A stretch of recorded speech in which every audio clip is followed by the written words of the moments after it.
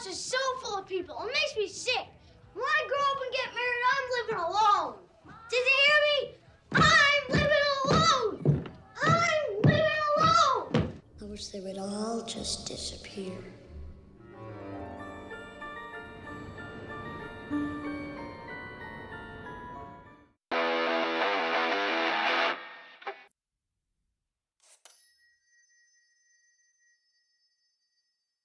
Kevin is a young boy who lives with a family that on Christmas Eve, a herd of the family comes in and it's a complete disaster because everyone is running around trying to get everything that they need to get together in order to go on this trip.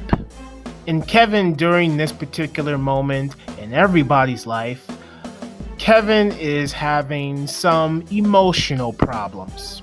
He feels that there are people within his family that do not accept him. What the French call les incompetents. What?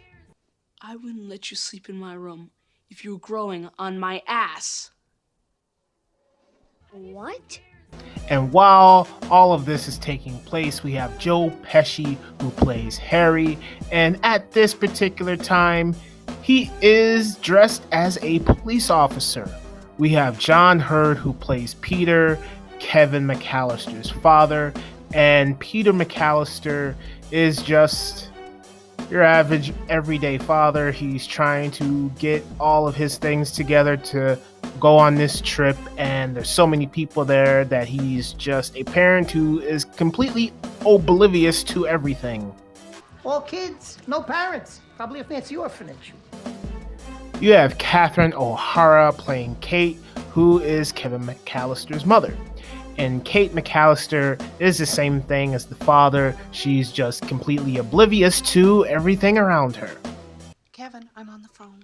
And she's even oblivious to Kevin's emotions and how Buzz is treating him and how other family members like Uncle Frank are treating him, because the pizza scene, yeah, you could say that Kevin is overreacting because, come on, it's a petty thing, but you have to look at it from the family and the mother's perspective as they're blaming Kevin for this mistake that has happened. Yes, it is his fault because he's fighting Buzz over something petty, but at the same time, if I was a parent, I would have tried to take time to understand my child's emotions, because as a parent, I'm guiding them on the path into adulthood, and I want them to be able to express themselves to me freely, and I have to be open to their thoughts. And so I want to have a conversation with my child and treat them like an adult. But no, Kate doesn't do that. She just punishes him, and then in response, Kevin is misbehaving and says something back to her.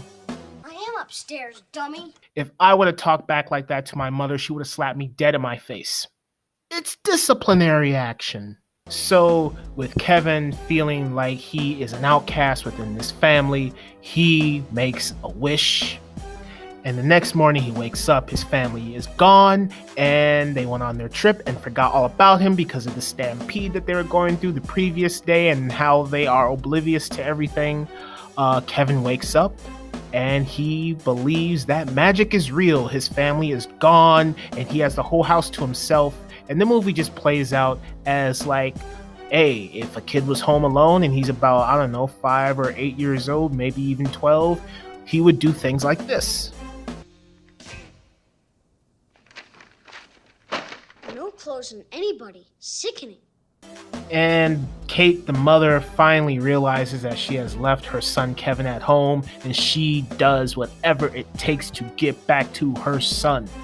If I have to sell my soul to the devil himself, I am going to get home to my son. And I believe that what this mother was going through was that the fact, okay, at the beginning of the movie, she's oblivious to everything, but then when she finally just takes the time to calm down and think and get her thoughts together without all the chaos going on around her, she's able to actually think about what's important to her the most, and it's Kevin, and she realizes that she forgot him, and the husband is still oblivious to this because his mind's all over the place, whatever, and she just wants to get back to her son Kevin. And Kevin at this point as well is missing his family because I guess, even though he got his wish, all the things he's doing at home that a 5-year-old to a 12-year-old would do, he's just getting bored. He doesn't want to do it anymore, and he misses his family. He actually misses them, and he wishes that they will come back. And at the same time, we got this little side plot with this guy who lives next door, and there's this church scene where Kevin and this guy have a conversation, and this pushes Kevin into the direction of, yes, I want to get back with my family. And while all of this is happening, we have the Wet Bandits, Marv, who is played by Daniel Stern, and we have Harry, Joe Pesci, together, the Wet Bandits stealing stuff in the neighborhood. Joe Pesci, somehow he got a police uniform, and he is scouting out places, and now we see him in his usual self, and he's walking around the neighborhood driving in his van with Marv, and they're stealing stuff. They come across the McAllister house. Kevin's there, but he's not supposed to be there, and Kevin starts to notice that the Wet Bandits are following him. And so it's kind of a dark movie at this point because these guys are trying to kill this child. So I don't know if I would let my kids watch this kind of stuff, but it's supposed to be there for laughs. The classic scenario in this movie is that by the end, Kevin says, "This is my house. I have to defend it." And he faces his fears after the Wet Bandits keep trying to terrorize him. And the classic thing at the end is that he creates all of these traps that really don't stop the Wet Bandits from still trying to kill him. It just slows them down, and to me it just feels like some Three Stooges like comedy, but a little darker.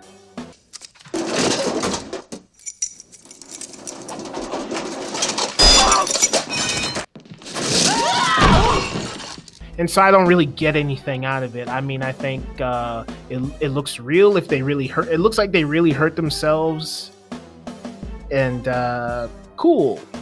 But then by the end, Kevin foils the Wet Bandits' plan, and they get arrested. And Mom hitchhikes back to her son, and we got the scene. And this scene is pretty funny.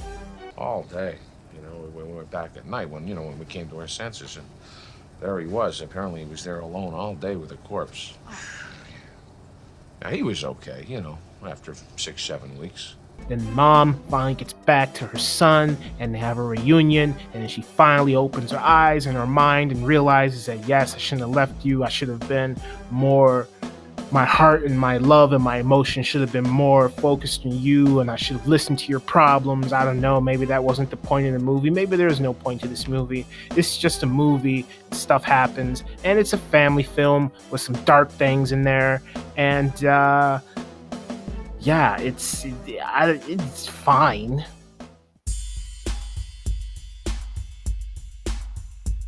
Overall verdict for this movie, I would say, is it's a pretty good movie. It's a pretty good movie. If I had to give it a grade, I'd give it a B, a solid B. Home Alone has some laughs in it, especially at the beginning when we meet the family and see how chaotic everything is, and how there's these little subtle things that happen. It's like, okay, Joe Pesci's here and he's dressed as a police officer. How do you get that uniform? But then it's just set up so that, yeah, he's a burglar later on, and that stuff is kind of interesting. It's a family movie, but it does have some dark things in it. I don't know if I let my kids watch it. And then by the end, we get the shenanigans with the Wet Bandits being beat up. And you could say it is kind of brutal. It is there for laughs, but I don't find it very funny. It's like slapstick humor, like Three Stooges, but darker. And I don't know. I mean, there's no lessons to learn in this movie or anything. I don't know. It's just a movie that is not for me, and I don't find it all that funny. It's a bit entertaining, but it's not something I would watch again. And that's all I have to say. So as always, thank you for watching, and I will talk to you next time. A dead kid.